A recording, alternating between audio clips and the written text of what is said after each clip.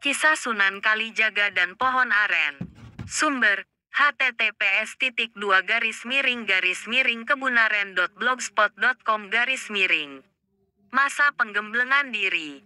Kemanakah Raden Said sesudah diusir dari Kadipaten Tuban?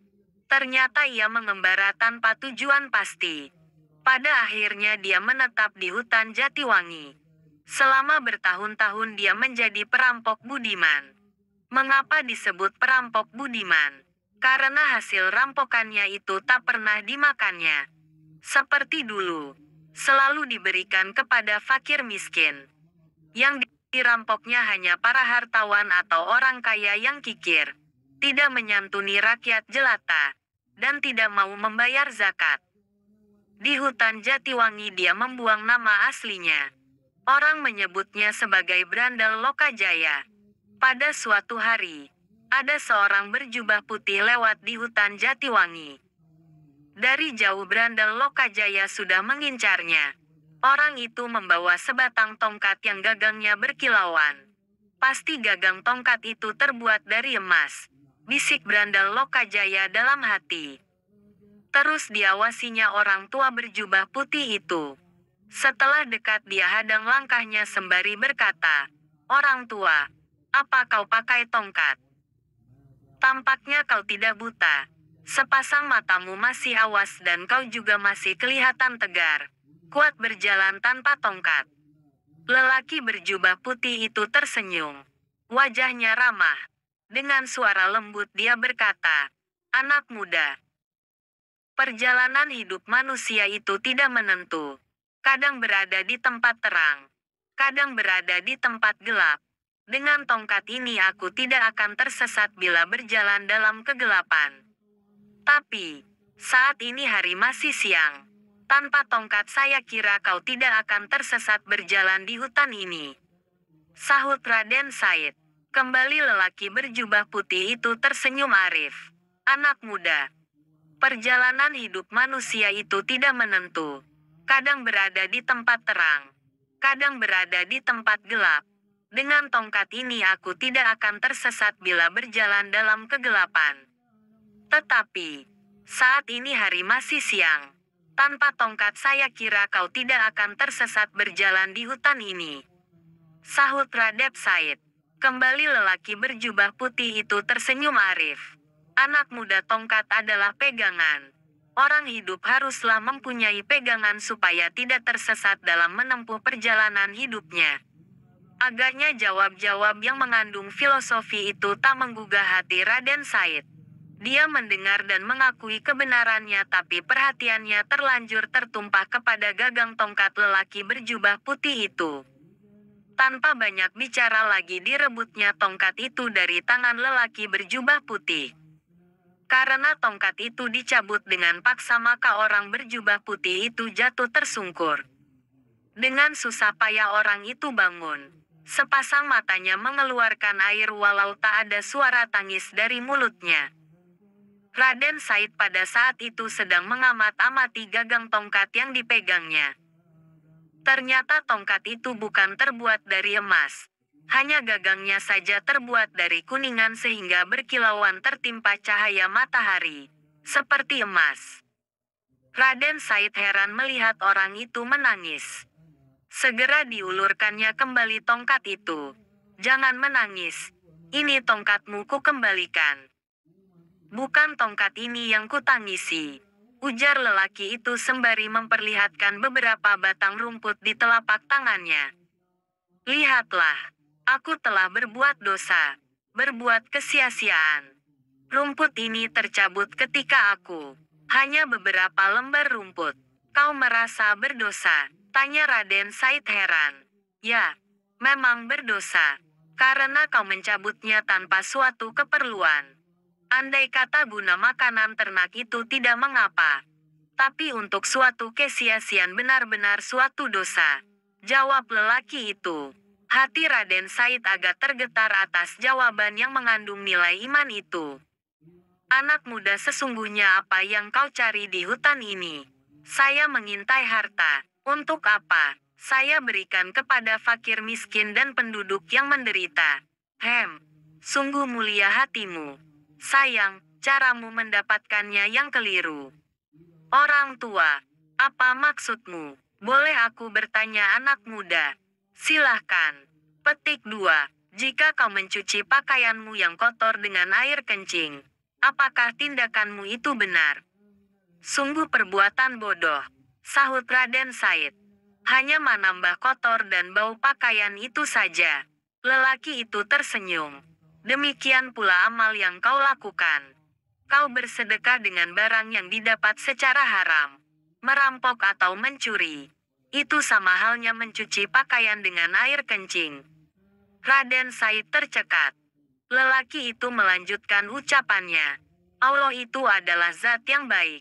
Hanya menerima amal dari barang yang baik atau halal. Raden Said makin tercengang mendengar keterangan itu. Rasa malu mulai menghujam tubuh hatinya. Betapa keliru perbuatannya selama ini. Dipandangnya sekali lagi wajah lelaki berjubah putih itu. Agung dan berwibawa namun mencerminkan pribadi yang welas asih. Dia mulai suka dan tertarik pada lelaki berjubah putih itu. Banyak hal yang terkait dalam usaha mengentas kemiskinan dan penderitaan rakyat pada saat ini. Kau tidak bisa merubahnya hanya dengan memberi para penduduk miskin bantuan makan dan uang. Kau harus memperingatkan para penguasa yang zalim agar mau merubah caranya memerintah yang sewenang-wenang. Kau juga harus dapat membimbing rakyat agar dapat meningkatkan taraf kehidupannya. Raden Said semakin terpana. Ucapan seperti itulah yang didambakannya selama ini. Kalau kau tak mau kerja keras, dan hanya ingin beramal dengan cara yang mudah maka ambillah itu. Itu barang halal. Ambillah sesukamu. Berkata demikian lelaki itu menunjuk pada sebatang pohon aren. Seketika pohon itu berubah menjadi emas seluruhnya. Sepasang mata Raden Said terbelalak. Dia adalah seorang pemuda sakti. Banyak ragam pengalaman yang telah dikecapnya. Berbagai ilmu yang aneh-aneh telah dipelajarinya. Dia mengira orang itu mempergunakan ilmu sihir. Kalau benar orang itu mengeluarkan ilmu sihir ia pasti dapat mengatasinya. Tapi, setelah ia mengerahkan ilmunya, pohon aren itu tetap berubah menjadi emas. Berarti orang itu tidak mempergunakan sihir. Raden Said terpukau di tempatnya berdiri. Dia mencoba memanjat pohon aren itu. Benar-benar berubah menjadi emas seluruhnya. Ia ingin mengambil buah aren yang telah berubah menjadi emas berkilauan itu. Mendadak buah aren itu rontok, berjatuhan mengenai kepala Raden Said. Pemuda itu terjerembab ke tanah, roboh dan pingsan. Ketika ia sadar, buah aren yang rontok itu telah berubah lagi menjadi hijau seperti aren-aren lainnya. Raden Said bangkit berdiri, mencari orang berjubah putih tadi. Tapi yang dicarinya sudah tak ada di tempat. Pasti dia seorang sakti yang berilmu tinggi. Menilik caranya berpakaian tentulah dari golongan para ulama atau mungkin salah seorang dari waliullah. Aku harus menyusulnya. Aku akan berguru kepadanya. Demikian pikir Raden Said. Raden Said mengejar orang itu. Segenap kemampuan dikerahkannya untuk berlari cepat. Akhirnya dia dapat melihat bayangan orang itu dari kejauhan. Seperti santai saja orang itu melangkahkan kakinya. Tapi Raden Said tak pernah bisa menyusulnya. Jatuh bangun, terseok-seok dan berlari lagi. Demikianlah. Setelah tenaganya terkuras habis dia baru sampai di belakang lelaki berjubah putih itu. Lelaki berjubah putih itu berhenti. Bukan karena kehadiran Raden Said melainkan di depannya terbentang sungai yang cukup lebar. Tak ada jembatan. Dan sungai itu tampaknya dalam. Dengan apa dia harus menyeberang? Tunggu, ucap Raden Said ketika melihat orang tua itu hendak melangkahkan kakinya lagi. Sudilah Tuan menerima saya sebagai murid, pintanya. Menjadi muridku, tanya orang itu sembari menoleh. Mau belajar apa? Apa saja. Asal Tuan menerima saya sebagai murid, berat. Berat sekali anak muda. Bersediakah kau menerima syarat-syaratnya? Saya bersedia. Lelaki itu kemudian menancapkan tongkatnya di tepi sungai. Raden Said diperintahkan menungguinya. Tak boleh beranjak dari tempat itu sebelum lelaki itu kembali menemuinya. Raden Said bersedia menerima syarat ujian itu. Selanjutnya lelaki itu menyeberangi sungai. Sepasang mata Raden Said terbelalak heran. Lelaki itu berjalan di atas air bagaikan berjalan di daratan saja. Kakinya tidak basah terkena air. Setelah lelaki itu hilang dari pandangan Raden Said, pemuda itu duduk bersila. Dia berdoa kepada Tuhan supaya ditidurkan seperti para pemuda di Goa Kafi ratusan tahun silam. Doanya dikabulkan. Raden Said tertidur dalam samadinya selama 3 tahun. Akar dan rerumputan telah membalut dan hampir menutupi sebagian besar anggota tubuhnya. Setelah 3 tahun lelaki berjubah putih itu datang menemui Raden Said. Tapi Raden Said tak bisa dibangunkan. Barulah setelah mengumandangkan azan, pemuda itu membuka sepasang matanya. Tubuh Raden Said dibersihkan. Diberi pakaian baru yang bersih. Kemudian dibawa ke Tuban. Mengapa ke Tuban? Karena lelaki berjubah putih itu adalah Sunan Bonang. Raden Said kemudian diberi pelajaran agama sesuai dengan tingkatnya, yaitu tingkat para waliullah. Di kemudian hari Raden Said terkenal sebagai Sunan Kalijaga. Kalijaga artinya orang yang menjaga sungai. Ada yang mengartikan Sunan Kalijaga adalah penjaga aliran kepercayaan yang hidup pada masa itu.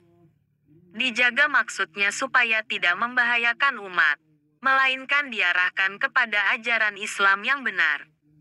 Ada juga yang mengartikan legenda pertemuan Raden Said dengan Sunan Bonang hanya sekedar simbol saja. Kemanapun Sunan Bonang pergi selalu membawa tongkat atau pegangan hidup.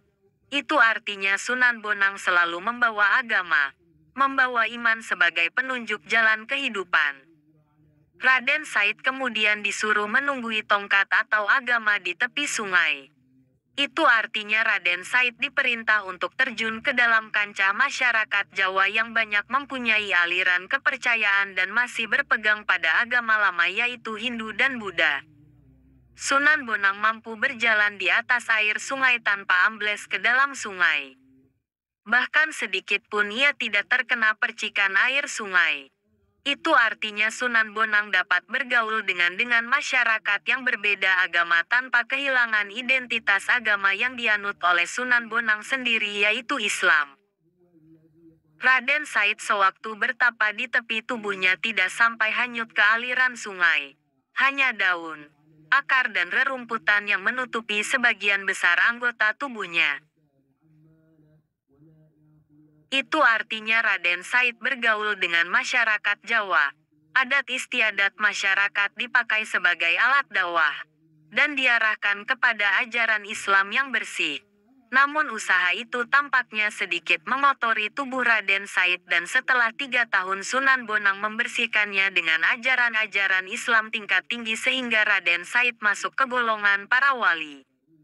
Dan pengetahuan agamanya benar-benar telah cukup untuk dipergunakan menyebarkan agama Islam. Demikian sehingga tafsiran dari kisah legenda pertemuan Raden Said dengan Sunan Bonang. Anonimus.